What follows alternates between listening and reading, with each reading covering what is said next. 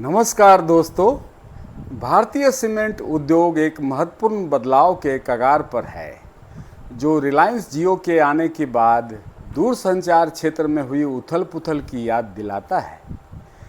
Adani group द्वारा Ambuja cements, ACC और अन्य प्रमुख सीमेंट कंपनियों के हालिया अधिग्रहणों के साथ उद्योग में तेजी से एक ही संस्था के हाथों में बाजार की ताकत का संकेंद्रण हो रहा है।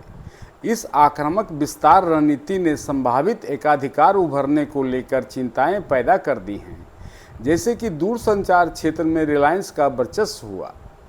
जैसे जैसे अडानी सीमेंट का विस्तार हो रहा है, प्रतिस्पर्धा, कीमतों पर नियंत्रण और बाजार की गतिशीलता के भविष्य को लेकर सवाल खड़े हो रहे हैं, खासकर भारत के इस महत्वपूर्ण उद्योग में।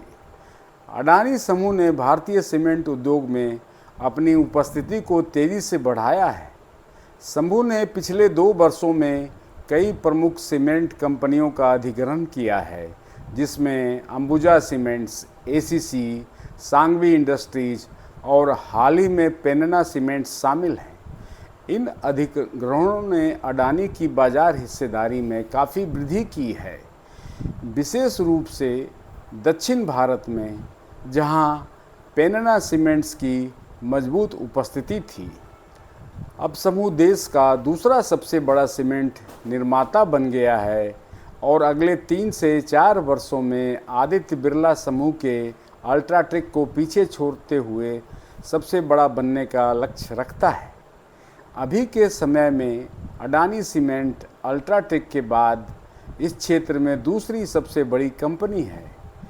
इकोनॉमिक टाइम्स की एक रिपोर्ट के अनुसार अडानी समूह ने अपने महत्वाकांक्षी सीमेंट प्लांट के लिए $3 बिलियन का फंड अलग रखा है।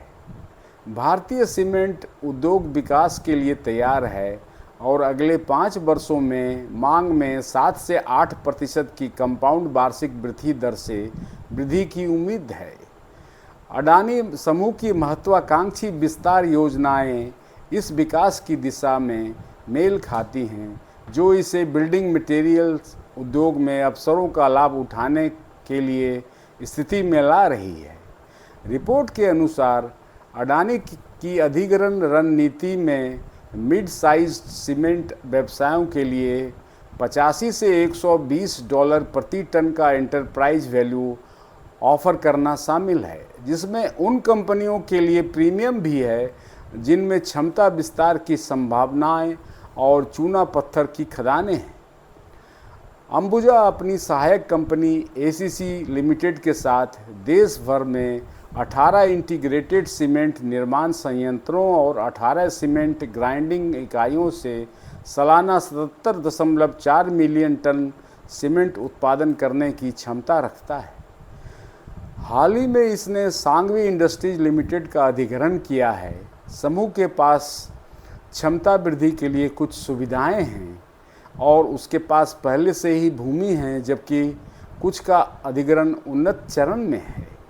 इसके पास 8,000 मिलियन मीट्रिक टन का चूना पत्थर का भंडार है, जो सीमेंट उद्योग के लिए एक प्रमुख कच्चा माल है, जिसे शून्य या नाम मात्र प्रीमियम पर प्राप्त किया गया है। इसके अलावा इसके पास 40% फ्लाई ऐश की आवश्यकताएं दीर्घकालिक व्यवस्था के तहत है, जो 2028 तक 50% से अधिक हो जाएगी। अंबुजा के पास बेहतर एंटरप्राइज रिस्क मैनेजमेंट है और कुल सीमेंट लागत का 65% हिस्सा समूह के साथ तालमेल में है या जहां समूह बाजार में अग्रणी है। तेज गति से वृद्धि और लागत नेतृत्व समूह के तालमेल द्वारा समर्थित अडानी सीमेंट के लिए सबसे महत्वपूर्ण अंतर बिंदुओं में से एक है। इसके अलावा अंबुजा अभी भी ऋण मुक्त है और दिसंबर 2023 तक इसकी कुल संपत्ति 43,000 करोड़ लगभग $5.2 बिलियन है और नगद समकक्ष 8,591 करोड़ यानी $1.04 बिलियन है। गौतम अडानी ने के स्वामित्व वाली अडानी सीमेंट ने बिहार के बारिसलीगंज में एक नया सीमेंट ग्राइंडिंग यूनिट स्थापित करने के लिए 1600 करोड़ रुपए के निवेश की घोषणा की है। यह विकास कंपनी के विस्तार प्रयासों में एक महत्वपूर्ण मील का पत्थर है, जिसका उद्देश्य स्थानीय अर्थव्यवस्था को बढ़ावा देना और कई रोजगार के अवसर पैदा करना। 6 मिलियन टन प्रति वर्ष की यह सुविधा अडानी सीमेंट की उत्पादन क्षमता को बढ़ाएगी और बिहार सहित पूरे भारत में सतत बुनियादी ढांचा विकास के प्रति अपनी प्रतिबद्धता को मजबूत करेगी। यह साइट मौसमा गांव, तहसील बारसिलीगंज, जिला नवादा, बिहार में स्थित है, जो सड़क और रेल से अच्छी तरह जुड़ी हुई है, जिसमें बारसिलीगंज रेलवे स्टेशन 1 किलोमीटर दूर है और स्टेट हाईवे 83 साइट से केवल 500 मीटर की दूरी पर है। आगामी सीमेंट ग्राइंडिंग यूनिट से क्षेत्र पर बड़ा प्रभाव पड़ने की उम्मीद है, जो प्रत्यक्ष और अप्रत्यक्ष रोजगार के अवसर प्रदान करेगा और राज्य की बढ़ती बुनियादी ढांचे की ज़रूरतों का समर्थन करेगा। अडानी सीमेंट का यह निवेश भारत की अर्थव्यवस्था में योगदान देने की अपनी दृष्टि के साथ मेल खाता है। अडानी समूह सौराष्ट्र सीमेंट, बडराज सीमेंट और जयप्रकाश एसोसिएट्स के सीमेंट व्यवसाय के अधिग्रहण की संभावना तलाश रहा है। पूर्व आरबीआई डिप्टी गवर्नर बिरल आचार्य, जो कि प्रसिद्ध वित्तीय अर्थशास्त्री भी हैं, यह स्थापित किया है कि 5 बड़े समूह, जिनमें अडानी समूह भी शामिल हैं, 40 क्षेत्रों में, जिसमें सीमेंट क्षेत्र भी शामिल है, एकाधिकार स्थापित कर रहे हैं। 2023 में हिंडनबर्ग रिसर्च की एक आलोचनात्मक रिपोर्ट के कारण चुनौतियों का सामना करने के बावजूद अडानी समूह ने 2024 में अपने विस्तार प्रयासों को जोश के साथ फिर से शुरू कर दिया है। समूह का लक्ष्य 2028 तक अपनी वार्षिक उत्पादन क्षमता को 2 गुना करके 140 मिलियन टन तक पहुंचाना है और इसके लिए अगले 2 वर्षों में $4.5 बिलियन का निवेश अधिग्रहण के लिए किया गया है। अडानी की रणनीति में अपने विस्तृत बंदरगाह नेटवर्क का उपयोग करके परिवहन लागत को कम करना, यानी वर्किंग कैपिटल को कम करना, और अपनी अन्य परियोजनाओं से हरित ऊर्जा का उपयोग करके ईंधन खर्च को कम करना शामिल है। इसमें भी इनका जो वर्किंग कैपिटल है वो खर्चा कम होगा। हालिया अधिग्रहण जैसे पेन्ना सीमेंट अडानी के दक्षिणी भारत में अपनी उपस्थिति को मजबूत करने पर ध्यान केंद्रित करने को दर्शाते हैं। अडानी के इस आक्रामक विस्तार के जवाब में अल्ट्राटेक सीमेंट के चेयरमैन कुमार मंगलम बिरला ने अपनी कंपनी की स्थिति मजबूत करने के लिए कुछ महत्वपूर्ण कदम उठाए हैं। अल्ट्राटेक, जो पहले से ही सीमेंट इंडस्ट्री में 152.7 MTPA की क्षमता के साथ एक प्रमुख खिलाड़ी है, ने दक्षिण भारत में अपनी उपस्थिति को बढ़ाने के लिए भारत सीमेंट्स में हिस्सेदारी बढ़ाई है। जून 2024 में अल्ट्राटेक ने भारत सीमेंट्स में 22.7% हिस्सेदारी खरीदी, जो 1889 करोड़ की धनराशि कीमत रही। इसके बाद अल्ट्राटेक ने अपनी हिस्सेदारी को बढ़ाकर 55.49% कर लिया, जिससे उन्हें दक्षिण भारत के बाजार में और भी मजबूती मिली। यह अधिग्रहण 3,954 करोड़ रुपए की लागत से किया गया, जिससे अल्ट्राटेक को इस क्षेत्र में अपनी उपस्थिति और भी मजबूत करने में मदद मिली। कुमार मंगलम बिरला का मानना है कि यह अधिग्रहण अल्ट्राटेक को दक्षिण भारत के बाजार में अधिक प्रभावी ढंग से सेवा करने और 200 MTPA की उत्पादन क्षमता तक पहुंचने में तेज़ी से मदद करेगा।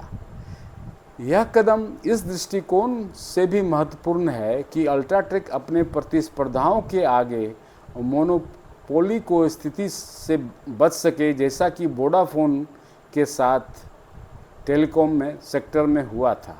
सीमेंट इंडस्ट्री पर संभावित प्रभाव अडानी और अल्ट्राटेक के बीच यह प्रतिस्पर्धा भारतीय सीमेंट इंडस्ट्री के भविष्य को महत्वपूर्ण रूप से प्रभावित कर सकती है।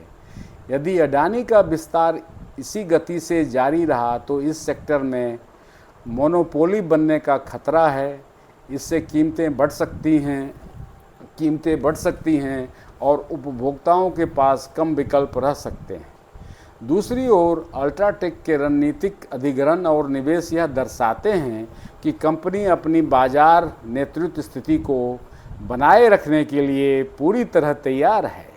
खासकर दक्षिण भारत जैसे महत्वपूर्ण क्षेत्रों में अल्ट्राटेक का फोकस अडानी की मोनोपोली को रोकने और बाजार में प्रतिस्पर्धा बनाए रखने पर है। भारत में पोर्टलैंड सीमेंट का उत्पादन पहली बार 1904 में मद्रास के पास दक्षिण भारत इंडस्ट्रियल लिमिटेड द्वारा किया गया था, लेकिन यह प्रयास असफल रहा। इसके बाद सन 1912-1913 में इंडियन सीमेंट कंपनी लिमिटेड ने गुजरात के पोरबंदर में 100 टन प्रतिदिन उत्पादन क्षमता के साथ एक रोटरी भट्टी की स्थापना की और 1914 तक कंपनी ने 1000 टन सीमेंट उत्पादन किया। 1918 तक 3 कारखाने मिलकर 85,000 टन सीमेंट का उत्पादन कर रहे थे। सीमेंट उद्योग के विकास को विभिन्न युगों में बांटा जा सकता है। 1914 से 1924 के मध्य कुल सीमेंट खपत का लगभग 50% आयात पर निर्भर था। 1924 से 1941 के मध्य में घरेलू उत्पादन में धीरे धीरे वृद्धि हुई और आयात में कमी हुई। 1942 से 1951 के मध्य सीमेंट उत्पादन को नियंत्रित किया गया और अधिकांश उत्पादन रक्षा उद्देश्यों के लिए आरक्षित था। 1951 से 1982 के मध्य सीमेंट उत्पादन और वितरण पर नियंत्रण रखा गया। 1982 से 1988 के मध्य आंशिक नियंत्रण नीति लागू की गई, जिससे उत्पादन में वृद्धि हुई और 1989 में सीमेंट का उत्पादन पूरी तरह से नियंत्रण मुक्त कर दिया गया। 1914 से 96 के बीच भारतीय सीमेंट उद्योग ने कई चुनौतियों का सामना किया और अंततः एक आधुनिक उद्योग के रूप में उभरा। इस अवधि में सीमेंट की मांग और आपूर्ति के बीच असंतुलन बना रहा, जिससे उद्योग में कई समस्याएं उत्पन्न हुई। नियंत्रण के दौरान सीमेंट उत्पादकों को मूल्य निर्धारण में समस्याओं का सामना करना पड़ा, जिससे उद्योग में निवेश में कमी आई। हाल के वर्षों में भारतीय सीमेंट उद्योग में विलय और अधिग्रहण की प्रक्रिया शुरू हुई। अंबुजा सीमेंट ने एसीसी में महत्वपूर्ण हिस्सेदारी हासिल की और ग्रासिम लिमिटेड ने एलएनटी में नियंत्रण प्राप्त किया। इससे भारतीय सीमेंट उद्योग में 3 प्रमुख समूह उभर कर आए: एसीसी अंबुजा समूह, ग्रासिम समूह और दक्षिण भारत में स्थित इंडिया सीमेंट। वर्तमान में सीमेंट उत्पादन में स्वशक्ति संयंत्रों का उपयोग बढ़ रहा है और अधिकांश प्रमुख संयंत्र गुणवत्ता प्रबंधन प्रमाणन प्राप्त कर चुके हैं। भारतीय सीमेंट की गुणवत्ता विश्व स्तरीय मानी जाती है और विदेशी कंपनियों के प्रयासों के बावजूद भारत में सीमेंट का आयात नगण्य है। अडानी समूह भारत का एक प्रमुख बहुराष्ट्रीय समूह है, जिसकी स्थापना 1988 में गौतम अडानी ने की थी। यह समूह मुख्य रूप से ऊर्जा, संसाधन, logistics, agri business, real estate, वित्तीय सेवाओं और रक्षा में काम करता है। पिछले कुछ दशकों में अडानी समूह ने अपनी विविधता और विस्तार की रणनीति के माध्यम से भारतीय उद्योग में एक प्रमुख स्थान हासिल किया है।